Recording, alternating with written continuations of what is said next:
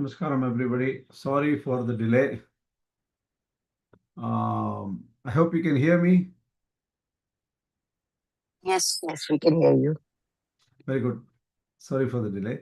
Okay, what we do is we jump right into the class now. I'll share my PowerPoint. I think this is the one.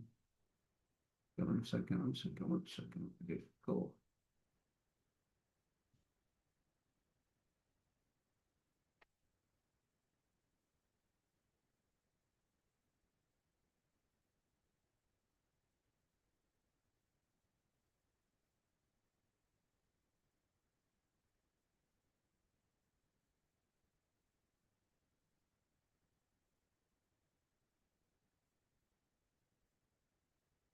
There, it's coming up. And then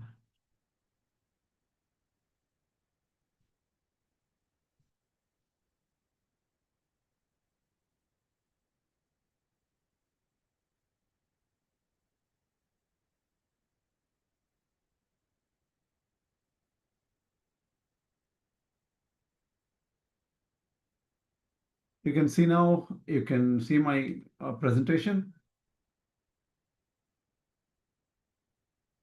Can you hear me? Can you see my presentation? Yes, we can. Okay. Here it is. Lot of reasons behind my delay. Sorry. Let me summarize quickly what we did in lecture 68. So this is the summary of Sampatangar view of Kena Upaniṣad. So Uma talks about two stages of Ahangrahopasana, known using these terms, Adhidaivatam and Adhyatmam. Adhidaivatam is cosmic meditation and Adhyatmam is inner meditation. Neither sufficient by effort alone. So individual effort cannot give you fruit here, cannot complete it. You can start, but you need help. Meditation and Samadhi are not achievements of the mind. Samadhi occurs only when Brahman absorbs the self by grace. So Brahman is like a magnet, Karshati, right? So he absorbs the Jīvātman by grace. The realized self does not become Brahman, but is possessed by Brahman like heated metal glowing without becoming fire. So he is deriving, getting the support and power from Brahman.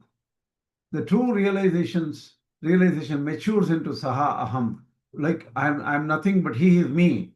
That means he has taken over me, not egoistic identity that, oh, I'm him, kind of, there's nothing else. I am everything. See, the thing is, that comes later, that's not the meaning here. Ahame Vedagam Sarvam is also explained, but that Aham is same as the Saha, that is Parabrahman himself. Uma's teaching prevents spiritual stagnation, directing the aspirant beyond self-bliss toward dependence with dignity and aspiration for infinite divine bliss. So that's the summary of the entire lecture 68. 69 summarizes Śaṅkarācārya's view, which we went through, and his explanation of Advaita and Adhyatma. He breaks everything into Parāvidyā and Aparāvidyā, the entire Kena Upaniṣad. So the symbolic meditations of Adhyatma and Adhidevatā with references to lightning, manas, and other things are for Mandabuddhis or with lower capabilities, right? And we went through Mandabuddhis. It's probably 99.99% are Mandabuddhis. We already talked about it. Adhidevata Upasana presents Brahman as a flash of lightning and blinking of the eye. Adhyatma Upasana refers to the one which is silent witness behind all mental acts, memory, intention, and thought, without becoming an object of mind. That means mind seeks to understand Brahman, but the Brahman never becomes an object of the mind. That's the idea. And for Śaṅkarācārya, the word pratibodha viditam matam amritatvam himvindhate. Here, let me go back a little bit and ask you some question. I know you might have forgotten. I know that our method is not perfect. We go very slowly every weekend, or we miss a couple of weekends and things like that. So many times you may not have the full picture, and you also, most of you may be working full time. Here I ask you a simple question. There is this verse called Pratibodha Viditam Matam Amritatvam Hi Vindate. Advaitis take it as Pratibodham Viditam Amritatvam Hi Vindate. They take it. It doesn't matter which way you take it. Is that verse ascribed for that is the aspirant referred to in the Pratibodha Viditam verse, according to Śaṅkarācārya, is the aspirant Vidwan or Mandabuddhi? What's your answer? Anybody want to take a guess? It's a transformation, right? He first doesn't know, then he knows, right? Pratibodha Viditam Matam. In that verse, how does Śaṅkarācārya takes it? Oh, he's a Jnāni. What about others? What do you, anybody takes a different opinion? Anybody has a different opinion?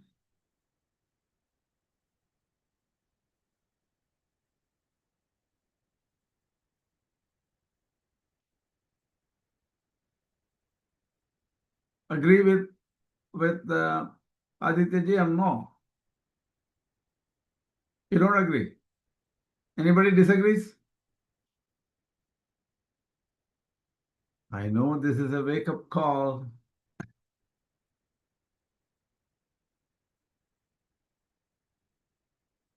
Silence.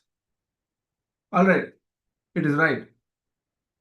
That is for the Jnāni. Śaṅkarācārya takes Pratibodha Viditam verse for Jnāni.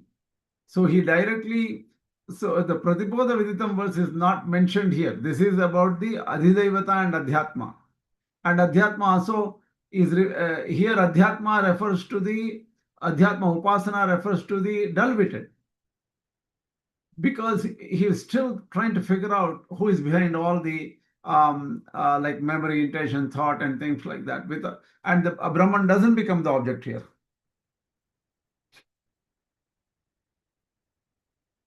For advanced aspirants, Brahman is known through Pratibodha Viditam, recognized in every state of consciousness, not as an object, but as a self-luminous ground of awareness.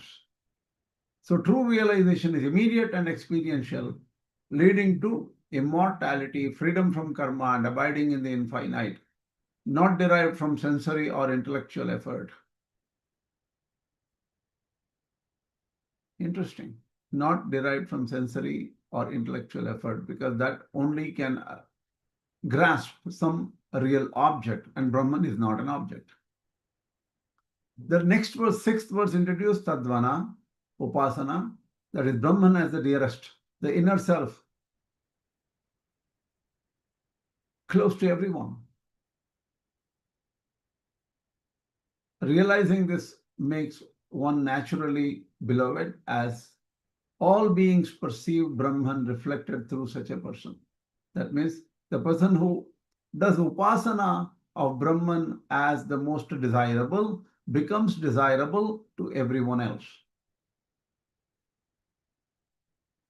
Now, lecture 70, summary of Śaṅkarācārya's view. So here we go through some similar ideas here.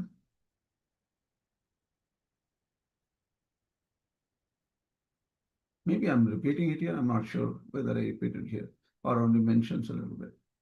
Okay, I might have repeated. Now, come back and think about what did Sampatanga say about these verses. Exactly same two upasanas, Adhidaivata upasana, Adhyatma upasana. What did Sampatanga say here? The third course is Vanam, most venerable object of worship. And for Sampatanga, it synthesizes the third and the fourth course of upasana. This is not for a dull-witted person or anything like that. Eventually, it all becomes, what do you call, for the highest aspirant, according to Sampatanga. The third and the fourth course of Upasana is taught by Uma. The nature of the fourth or the Turiyavastha is mentioned. In Turiyavastha, there will be an ultimate relationship between yogi and the divine, according to Sampatanga's view, which is sort of close to, which is like Viśiṣṭādvaita view. The third course, Vanam, means the most venerable object of worship. Vanam means Vananiyam, that means most venerable deity to be worshipped. Tad hatat is that only. That means even though Brahman possesses the self, Brahman remains distinct and transcendent. Brahman is infinite. So even Brahman may possess the self and make self very energized and powered, but self remains self and Brahman remains separate and distinct. But there is unity in the sense that because the self gets power from Brahman, it is possession and not absolute identity.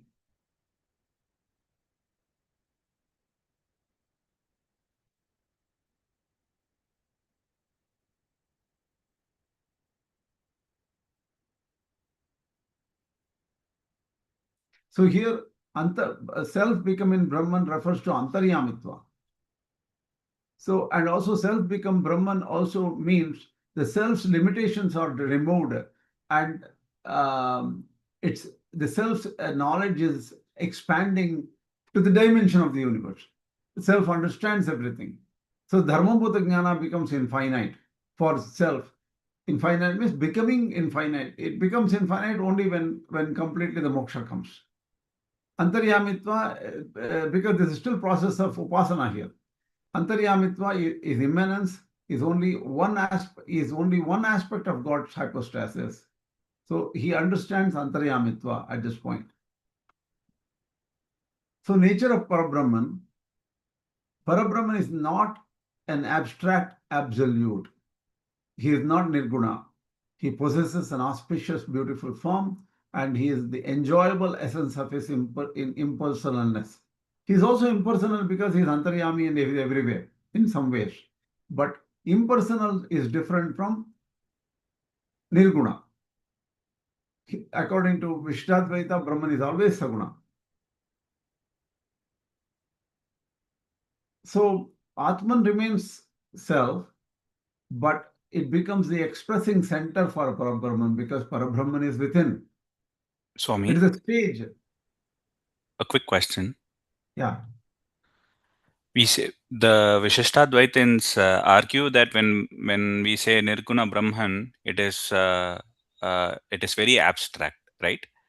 When we say auspicious and beautiful form, isn't that abstract as well? See, the thing is, for a yogi, it is not abstract. For ordinary people, it is abstract because they are not seeing it, right? But it is, in one sense, what it is like, in this world, you can see some aspect of beauty in anything. You see, some wonderful wonder of the world, and it's so beautiful. You see the ocean, it is beautiful. So the thing is, there's some aspects right here, right? But complete such attributes cannot be understood in complete sense. That means, so here Parabrahman is not so visible, but he is expressed. There is no maya or mithya kind of a thing. The Advaitic view is not here. It is not as abstract as is expressed in the Advaita text. And for a yogi, he actually sees.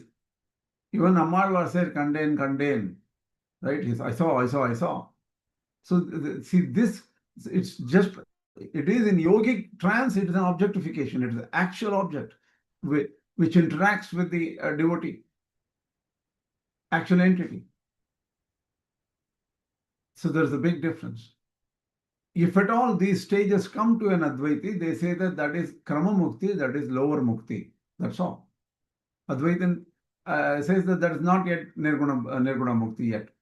So that's what we're going to study today in this class a little bit further. Unfortunately, I did not have time to clean up the slides today. I was very late, a lot of work at home, and I'm not able to spend much time.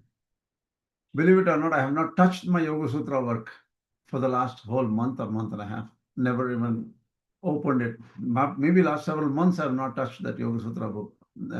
So even that work is delayed now.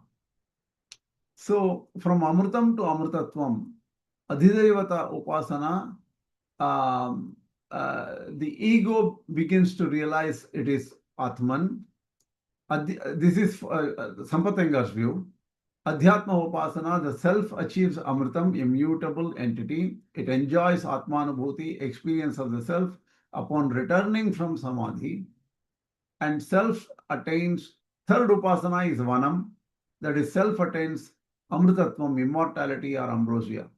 It becomes Preshya, a messenger of God. It is actually Preshya. P-R-U-S-H is not the P-R-E-S-H-A. And he is a messenger of God eternally. In a way, it is Shesha Bhava, Sheshatva Bhava. The fourth stage is Turyavastha, awakened wakefulness.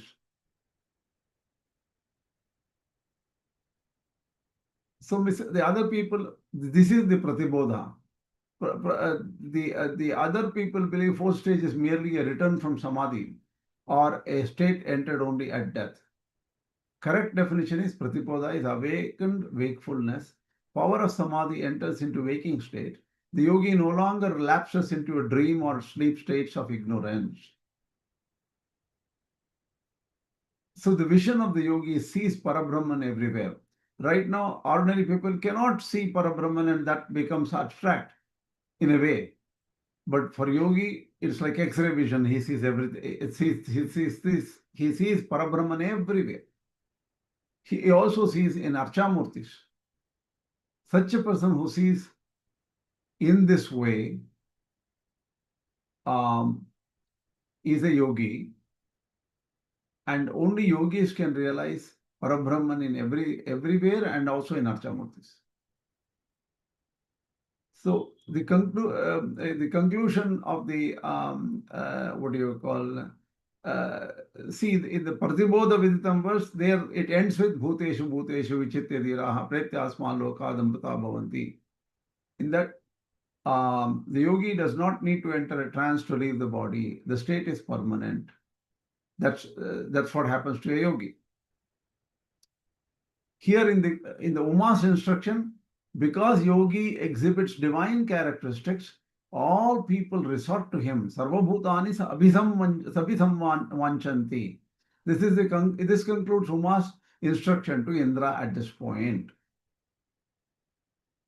Okay, here what I will do is, there is some continuation. There is something left over in the Kena Upaniṣad. There is no doubt about it, right? There are several verses after this, and there is some more dialogue after this, and a final instruction is given by Uma. But here, for now, Uma's teaching is finished here. Now, there was a question. I was discussing this information with V. Subramaniam. I did not understand clearly what does Sadyomukti really mean. And I mentioned to you earlier, Sadyomukti is not immediate, but it could be end of this life, right? So the thing is, I wanted some references for Sadyomukti in the Shankara Bhashya. So he had sent me some information. That information I'm giving it to you. I did not have time to make this into a really nice PowerPoint, but I just somehow can explain to you what this means. Sadyomukti means immediate attainment of moksha with the rise of knowledge of Brahmajnana. But is it immediate or in the next moment? Right? So the thing is, it's not a chronological sense of waiting, it is the next moment. He says Sadyomukti means everything for liberation is ripe.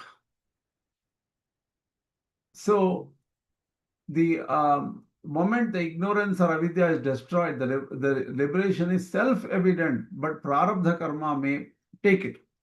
Even here in Shankara Bhashya, Vairāgya Upanishad says 4.4.6, he explicitly states, the knower of Brahman, his pranas, the vital forces, do not depart It says, Natasya prana utkramanti.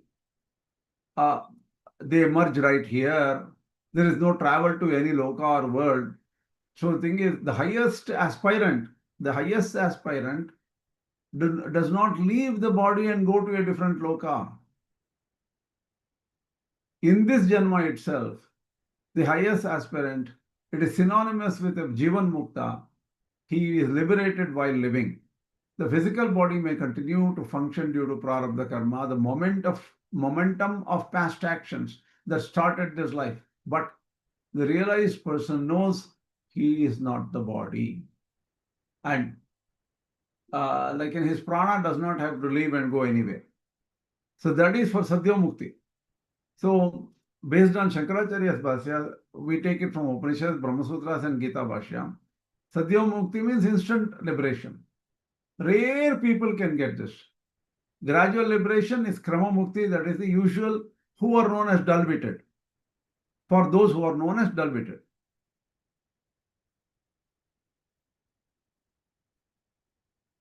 Liberation is not something new. Liberation is revealed. It is always there. There is only Brahman everywhere. And there is nothing else which is true, which truly exists. So, if avidya is removed, immediate freedom. So there is no time sense here. That's what the idea is. Moksha is an eternal fact. Knowledge does not create liberation. Knowledge removes ignorance. And liberation shines by itself. This is a very important point to understand in Shankara Bhashya. What is all this knowledge doing? Is removing the unreal. That's all.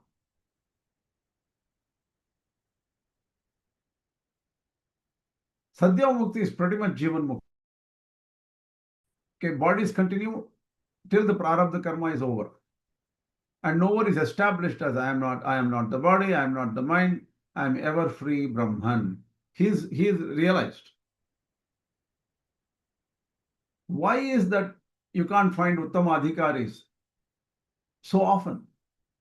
Śaṅkarācārya explains in 7.3, Manushyanam sahasreshu kaśchidyatati siddhaye. In that, Śaṅkarācārya explains most people are manda buddhis. So, if somebody says manda buddhi, don't get offended. Go to verse number 7.3 in the Bhagavad Gita and look at Shankara Bhashya clearly. There are very, very few Uttama Adhikaris. Why do people become manda buddhis? Because they have impurities. They don't have chitta shuddhi, purity of mind, kama, krodha, lobha, and restlessness. Mind is just going from here and there, and vasanas are very dominant. There is extroverted tendencies always to achieve something in the world, do that, do this. Everything is externally focused. Inward vision is difficult for people, and they don't have this sustained discipline. These are the causes for people to become manda buddhis. And what are the requirements for Sadyomukti? Viveka, Vairāgya, Shat-Sampatti, Mumukṣutva. These are the 4 requirements. This is mentioned in the Brahma Sutra Bhashya beginning itself. Viveka means discrimination. Atma, Anatma, Viveka. What is Atman, what is not Atman, that Viveka one should have. Vairāgya means total dispassion from anything. Anatma should be shunned. Shat-Sampatti, inner virtues have to be developed. And the intense longing for liberation should be there. Most of the people, even if they have Mumukṣutva, even if they have some kind of Viveka, maybe textual knowledge of Viveka, even with some Vairāgya, reasonable Vairāgya maybe, and even if they have some Shat-Sampatti, Mumukṣutva is intense longing they may not have. They may not have. That becomes, they may only have slight Mumukṣutva or weak Mumukṣutva, or in Sanskrit manda Mumukṣutva, that is insufficient for instant liberation. Hence, depending on the intensity of Mumukṣutva, one can get moksha right here or eventually. So instant liberation requires intense mumukṣutva. There is no doubt. What is Kramamukti according to Advaitins? Right? Devotees of Saguna Brahman will attain Kramamukti. Saguna Brahman is Brahman with any form. For Brahma it could be, for people it could be, for Shaivas it is Shiva, for Vaishnavas it is Vishnu. According to Advaita I'm talking about. It could be people may worship Ganapati or they worship Devi, Durga. Like that there may be different chosen Ishta-devatas for different people. They are all they are all in the process of Saguna Upasana. They do not attain Nirguna Jnana while alive, right? Liberation is delayed, not denied. So they may get liberation eventually. So Saguna Upasana also leads to moksha eventually. Even for Kramamukti, suppose somebody dies and then he gets Kramamukti, will he come back to another Janma here? No. Anavritti. That means he doesn't come back to the life cycle of life. No repeated human Janmas will be there for that person. He goes into Devayana Patha according to Brahmasutra Bhashya of Śaṅkarācārya at 4.3.10. So he goes into the Moksha Marga and he's still climbing up, and that is known as Devayana Patha. So the journey after death is going to Agnir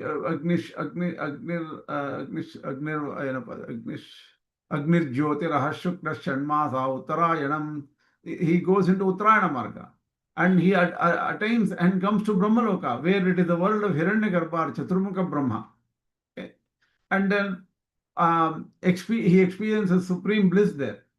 And he gets powers nearly equal to Ishvara and excludes the power of creation. That means he cannot create, and he abides for cosmic duration. Look at this. This comes very close to even for Sri Vaishnavas, who are Viśiṣṭādvaitas, they accept that they will go to Vaikuntha. In Vaikuntha, they will not have the same powers as to create new lokas or anything like that. And even in Vaikuntha, they are inferior to Sriman Narayana, right? And even Jagadadhipatyam Vina, clearly they don't have the lordship of all the universes. Right? Here only difference is, so in a way, for Advaitis, whatever Sri Vaishnavas call as Vaikuntha, they call it as Brahmaloka itself in a way. See, Brahmaloka can be defined in different ways. If you take it as Ishta Devata is Chaturmukha Brahma, they will go to Chaturmukha Brahma and wait there for a long time, Kalpa, till the Chaturmukha Brahma dissolves and his time is up. You will be there for a cosmic duration. And in fact, even for, say, somebody is a worshipper of Vishnu, for him, the same loka will be like, the Brahmaloka itself will appear like Vaikuntha. For a Shiva Upasaka, the same, he may have, the same Brahmaloka will appear as Shivaloka or Kaivalya. And then Kailasa, not Kaivalya, sorry, Kailasa, right? So the thing is, for a Ganapati Upasaka or a Skanda Upasaka or something, they will find the same deities in that Brahmaloka, and they will live for a long time, as long as those deities persist in this universe. And then the deities will give them Nirguna Brahma Jnana, and they may even become Jivan Muktas in those lokas. Right? When Mahapralaya comes, all these universes are consumed, absorbed, and in fact they are destroyed in a way. When they are destroyed, what remains is Nirguna Brahman. Then they will lose their body, mind, intellect, and they become Brahman itself. And that is what That's what is referred in the Mundakale, Te Brahma Loke, Tupara Antakale, Paramritat, Parimuchanti Sarve, that is there, right? That is explained in the Mundaka Upanishad. So, so there is no rebirth for the Kramamukti. And final state will become Nirguna Brahman even for Kramamukti after a long time, after the end of the Kalpa. And for Sadyomukti, right here in this body itself, the person gets moksha. Here the Uttamadhikari and Madhyamadhikari or Mandhadhikari are the lower ones. So moksha is knowledge-based, not action-based. You cannot do upasana or any action, thinking, doing, meditating, focusing. All these things are action-based. They cannot give you moksha. Knowledge is already self-existent, just realization. Saguna upasana purifies and elevates. Nirguna jnana alone liberates for Śaṅkarācārya. Grace operates through eligibility and preparedness. He accepts grace where? At a lower level, when you need purity of your, because you're still dependent on the Ishvara. As long as Ishvara exists, as long as there is a bifurcation between the known, the means of knowing, and the knower, that is Jñāta, Jñēyam, Jñātra. These three things, as long as they appear separate, you need the grace of Ishvara. And that Ishvara could be in any form. They can worship Ishvara in any particular form they like, Śaṅkara. And grace operates there. And grace only helps somebody to become more eligible and pure and prepared for merger into Brahman or Nirguna Brahma, to attain Nirguna Brahmatva. That's it for today. If you have any questions, go ahead. What exactly does it mean in when we say that in Advaita, the soul will attain Brahman? The soul itself is actually not there, right? Soul is not there only for the realized. For all, as long as you and I talk, soul exists. Soul exists as long as this body goes and that soul goes to a different body. The soul exists because soul there has a subtle body also, right? Upadhi. Upadhi is subtle body. Isn't it the body, mind, intellect complex with the Omkara Tattva? Isn't that called as the Jīva here, right? Actually, there is no Jīva, if I am correct. There is no Jīva. You are right. I say there is no Jīva. Jīva is only Upadhi Krita. Upadhi Krita means the thing is what do you call? There is a huge space, and pot space is just a creation of our mind. Pot space. There's only one space, but because of the reference of the pot, you call it as a pot space. So because of body, mind, intellect, you call this as Jīvātman. But it is only one Atma only, restricted body, mind, intellect. You understand? But what happens when the body breaks, when somebody dies? There is a Sukshma Shariram, Manas and Indriyas. That Manas and Indriyas will go to the next body, right? So that is the continuation of Jīva for Advaitins. It really does not exist. But thing is, it continues as one because our mind and intellect belongs to one entity. So in the moksha state, then the Sukshma Sharira also falls off. That's all. There's nothing. Exactly. Exactly. Yeah. When it falls off, there is only one. And everything, there is no Jñāta, Jñēya, Jñātra. Nirguna Brahma is only one without knowledge. It is full of knowledge, but without any knowledge of any entity. Swami, then who has Prarabdha Karma, Swami? Jiva has Prarabdha Karma. There is no Jiva, right, though? Once Jiva, they attain, Jiva is a reflection. That is why you need to understand Jiva is see, these are all, we're talking about something which we cannot see right away, right? So we are talking with models. So Jiva is a reflection. Jiva exists. For example, I can continue with a continuity of Jiva. So Jiva is in one body. Jiva, let's take the analogy of a bucket of water. There's a bucket of water outside in the hot sun. Sun is reflected in that bucket of water. After some time, the water dries up. What happens to the reflection? It goes back to the sun, because the ray of light which was reflected does not, it just, because there is no reflecting surface, because water was a reflecting surface, it just goes back to sun.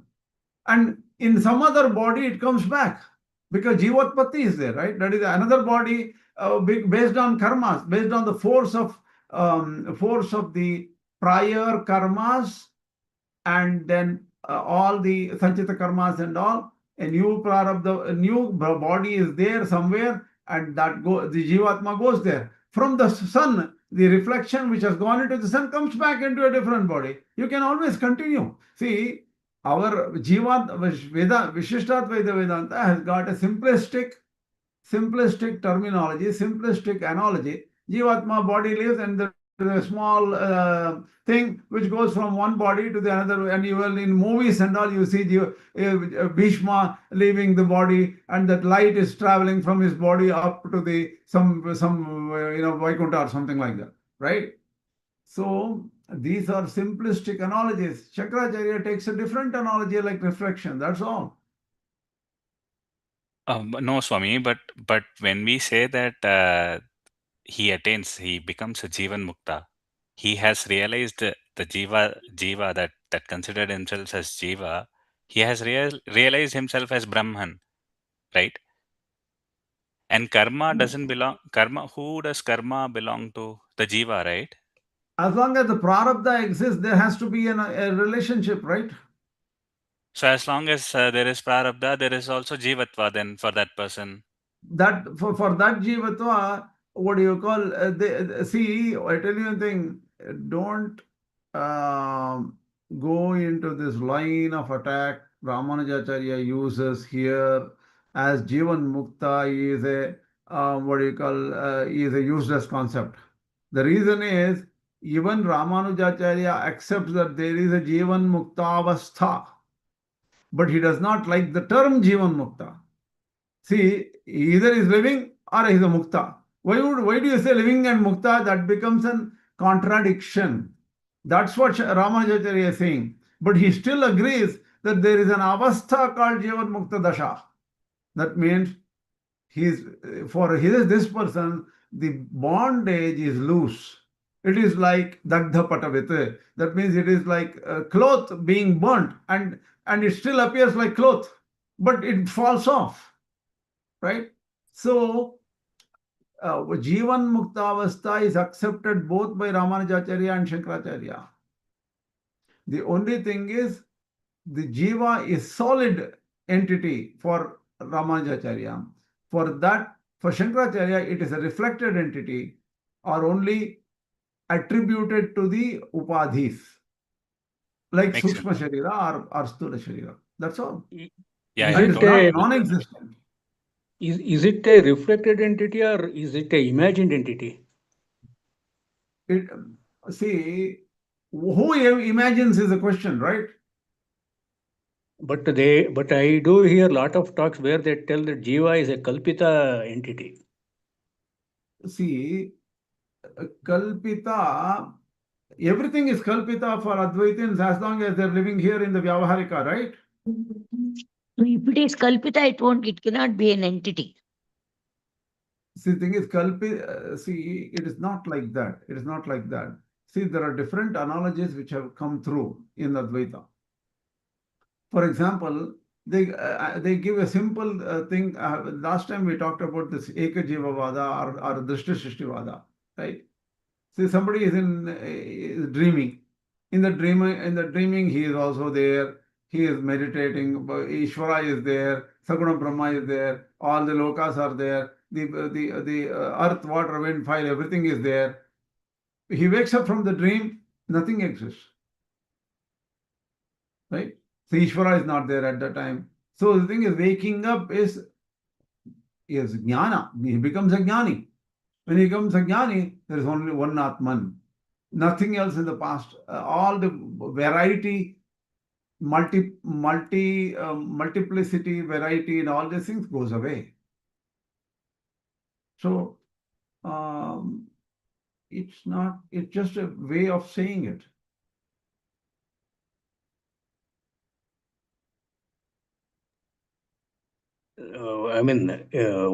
KSV has actually told the right thing actually. Only in Viśiṣṭādvaita, since there is a, as you told, there is a solid jīva, one can realize aham brahmasmi. But in the case of Advaita, finally or basically, even in the samsara, there is actually no jīva at all. It is only an imagination. No. You're confusing two different views here. See, as long as as long as we are in the Vyavaharika world, Jiva exists for Advaitins. Ishvara is also relative, right? Relative is also real. Relative reality is also, see, for example, pain exists, Ishvara exists, feeling exists, everything exists for Advaitins too, just like you and me. They don't have a different new world outside. We don't have a different world outside. Everybody is seeing the same world outside. So there is the enjoyer, experiencer, and that is the jiva. But all these things are because of ignorance, right? According to Advaita. The ignorance will also go away, right? When everything goes away, everything is fine. Even I can say that when you go to Vaikuntha, will you remember what you got hurt here? Where you fell? Do you remember anything in Vaikuntha? You won't. Swami, the question then would be, does the avidya go away when there is a body? I tell you, see, the thing is that this particular, let's put it this way. All Ramanujacharya is saying is avidya will go to 0.1% instead of 95%, right? Even in Advaita, you can say there is they say that 100% everything is gone. But why is Prarabdha body still there? So if it is gone, do they see the world then? See, the thing is, they have to interact in this world till the Prarabdha is there, right? They have to eat, sleep, till the Prarabdha is there, right? But in their mind, there is no doubt that everything is Brahman. And then their mind, body, intellect, and Sukshma Sharira work based on inputs from others and based on what the Prarabdha has to be spent out. Oh, no. But Swami, for normal people, there is a feeling of being an individual who is doing all these things, right? When they say that the Jīvātmukti stage is attained, it is the body's survival, whatever it takes care of, it is happening. There is no individual there who is doing all this. That's how they say it, right? See, the thing is, they may be in a different zone which is not explicable, right? You have to think about it. You see, it's very easy. It is like explaining how does the waking state occur when we are all dreaming. When you are in a dream, can you experience the wake state? No. No. So that becomes logical or rational or language-based explanations of what exactly is the Jīvātmukti state. All Śaṅkarācārya is saying that right here you can experience. By the way, Jīvātmukti state is not accepted by Sachidananda Swami. He says that is loose. Śaṅkarācārya never agreed with Jīvātmukti according to him. That's a separate topic altogether. It doesn't bother us. But the common Advaita view is Jīvātmukti exists. But they don't even accept moksha, like Sachidanandendra school doesn't accept moksha also, right? That, I don't know the details yet because I cannot comment when I don't know perfectly what he accepts. But I found out from V. Subramaniam that specifically Jīvātmukta Avastha, Sachidananda Swami does not accept. That I know. But I don't know about the moksha. I'm not sure about it. See, in Sachidanandendra Saraswati's view, actually the bondage actually never exists. It's just there in our mind. If we get to the state where we understand then there is no bondage. There is no bondage. That means that right here, by knowledge itself, you can go away from bondage. Right? See that the question becomes complicated there. Right? It's very complicated. If that person gets hit, maybe somebody hits him, does that person feel the pain or not? All these things come into consideration. If he does not feel pain, like the Sadashiva Brahmendra Swami who was walking and somebody cut off his hand and he didn't even feel it. That is the real Jīvātman state. You see, even in our what do you call, our own Puranas, when Indra comes and he wants to kill Vritra, he wants to get Vajrayudha, and then he wants to make Vajrayudha using the Dadichi's skeleton. But how do you get a skeleton out of a person? Dadichi is happily coming, and then Indra takes a form of a Brahmin begging for something, and he comes close and asks Dadichi, "Can I have something from you? What do you want? I'll give you." "Okay, I want your skeleton." So thing is, then Dadichi laughs and says, "How can I give that up?" But it seems he went to Yoga Samadhi and he left the body, and Indra could take the Dadichi skeleton and the body was taken away, and he did not feel any pain or anything like that. And the body was converted and then made into a weapon to kill Vritra. That's what they say in the Bhagavata. So what it is we don't know how that works. There are people, that is why Viśiṣṭādvaita does not deny the state of Jīvātmukti. Very important. They only deny the terminology Jīvātmukti. They don't like the term Jīvātmukti. That's all. This is just conversational issue, just an unnecessary long set of arguments. Finally, it doesn't hold that much difference. These two systems are not perfectly different. They are arguing about simpler things like terminology here, not the exact situation and states.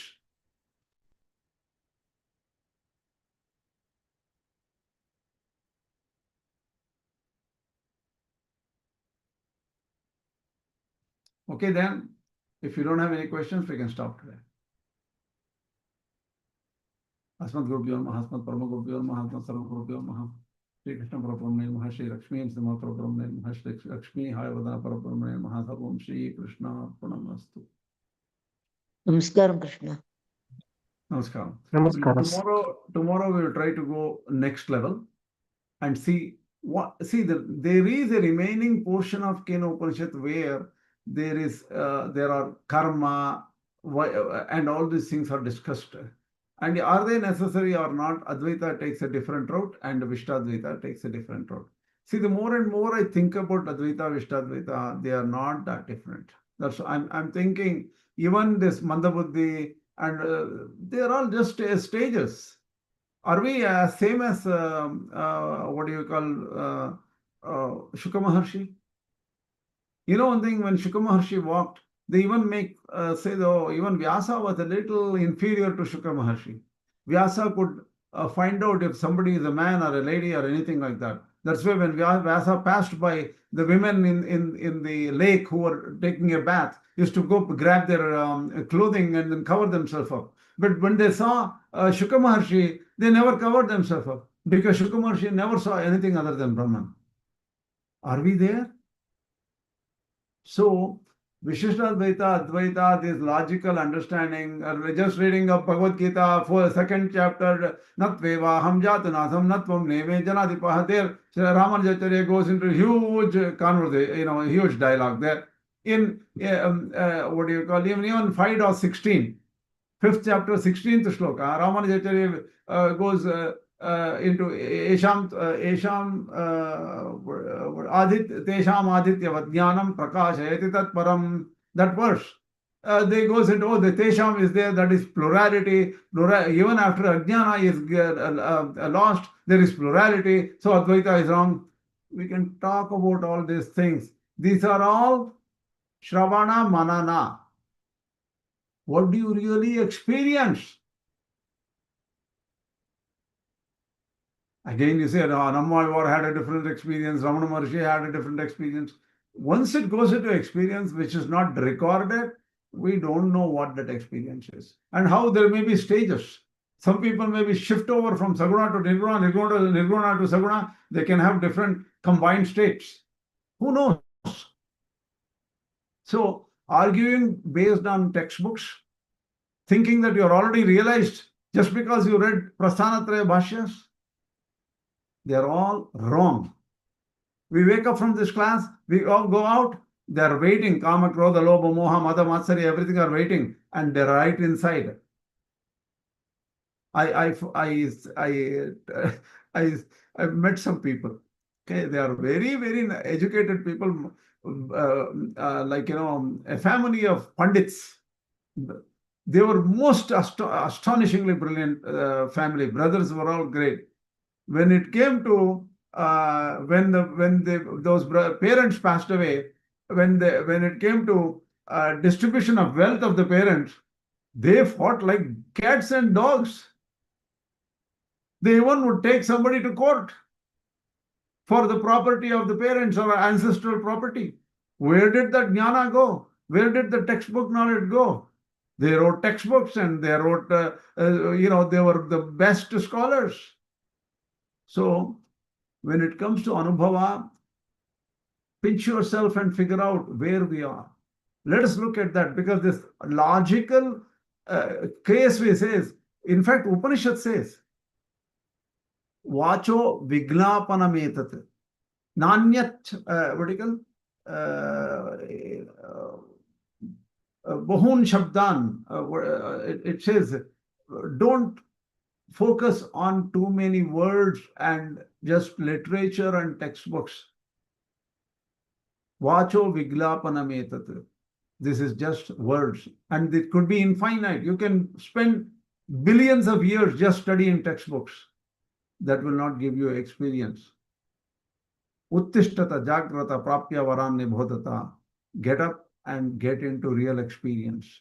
Find a way, because time will eat us up. Time will take this body away. So don't focus on just, it's funny that we are continuing our studies and we are talking this is all useless. But we need to understand this. All we are doing is to understand that just knowledge of textbooks does not give you anything. But definitely it is elevating. It will take you away from the world of desires and ignorance and going after wealth constantly. So definitely by studying Vedanta, you will get out of that. But that is not the final state yet. That only tells you that you need to get experience directly. You want it here, you have to try here. That is why it says, Ihached avedit atasatyam asti. Nached avedit, nachet avedit mahati vinashtihi. If you achieve the Brahmajnana here, there is value. If you don't achieve, disastrous loss for you. Let's remember that and go further. Okay? Sarvam Shri Krishna Pramaste. So, I mean, it is interesting that even in Sri Vaishnava that we say that it is going to come eventually. There are two types of prapanna, dripta and arthi, who want it. The arthi who want it right now. Yes, exactly. It is a very big, very clear analogy there. So we are giving different names, terminologies, but saying the same thing. In Tamil we say it's pustakam. In Sanskrit we say something else. So, we are still lost in words and thoughts. We have to go inside. Okay, Swami. Namaskaram. Namaskaram.